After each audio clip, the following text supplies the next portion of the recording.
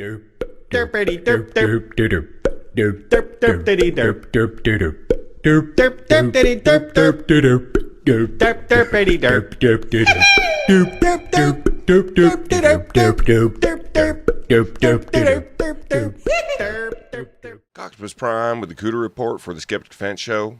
Oh yeah, I'm gonna bag me some horn cookers tonight. Let's see who we got this week. I ask about a story because it's really getting a lot of attention from our readers on CNN.com. A 10-year-old girl was raped by her stepfather in Paraguay, and the government wouldn't allow her to have an abortion because that's the policy there. The girl, who's now just 11, had the baby.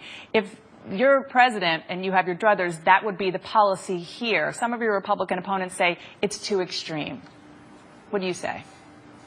I think what we have to do, Dana, is remember that creating one problem that is horrible. I mean, let nobody be misled. A 10-year-old girl being raped is horrible.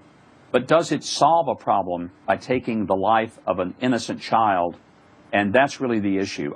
What kind of life does a kid have when his mother is 11 years old? Or, you know, what kind of life are you expecting there? How does that make the 10-year-old or 11-year-old's life better to force them to have a child? Like, you're saying, oh, it's one problem and you're just compounding it with abortion. Bullshit. That is a problem that abortion can easily help alleviate. Being raped is bad. Being forced to have your rapist child as a 10 or 11-year-old is fucking unfathomable, absolutely terrible. I can't believe there are people out there that like you that exist that think, oh no, well, it's just, you're just adding to the problems. Fuck you, buddy. Fuck you. And this example you're about to give here has absolutely nothing to do with an 11-year-old being forced to be the mother of her rapist child. I know people. I worked for a man for several years, James Robinson, who was the result of a rape. His mother went to 3 doctors in Houston, Texas in 1943, begged doctors to abort the baby. None of them would do it. They all refused. Today, his organization feeds, cares for, living capacity for water to hundreds of thousands of people across the world. That would never have happened, Dana. So when I think about one horror, I also think about the possibilities that exist, and I just don't want to think that somehow we discount a human life. You know, all those people that are like have serious water shortages, a lot of that has to do with overpopulation because they don't have the option to fucking abort or even any contraception.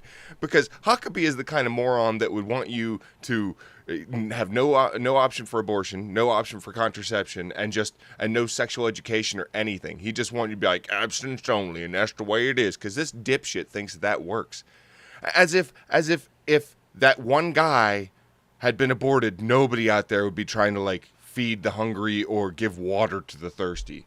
And this is also coming from Huckabee, who doesn't, after the kid is born, doesn't want to help in any way. You're just being a welfare queen. How's that 11-year-old going to support the kid? Oh, on the government dime. But he calls that welfare queen shit. He's against that too. Huckabee is just the biggest piece of shit, period. And that's understandable, but you know the flip side is looking in the eyes of a 10-year-old girl, saying, you know, you had this horrible thing happen to you, and you're going to have to carry it out for the next 9 months. I mean, that's also not easy. No, it isn't easy, and I wouldn't even pretend that it's anything other than a terrible tragedy. But let's not compound the tragedy by taking yet another life. And I always think we sometimes miss the fact that when an abortion happens, there are 2 victims. One is the child. The other is that birth mother, who often will go through extraordinary guilt years later when she begins to think through what happened with the baby, with her. That's guilt compounded by people like you, asshole. Like you. You sit there and talk about compounding the problem. Oh, they feel guilty because of people like you. You compound that guilt problem, douchebag. You seem to have no problem doing that.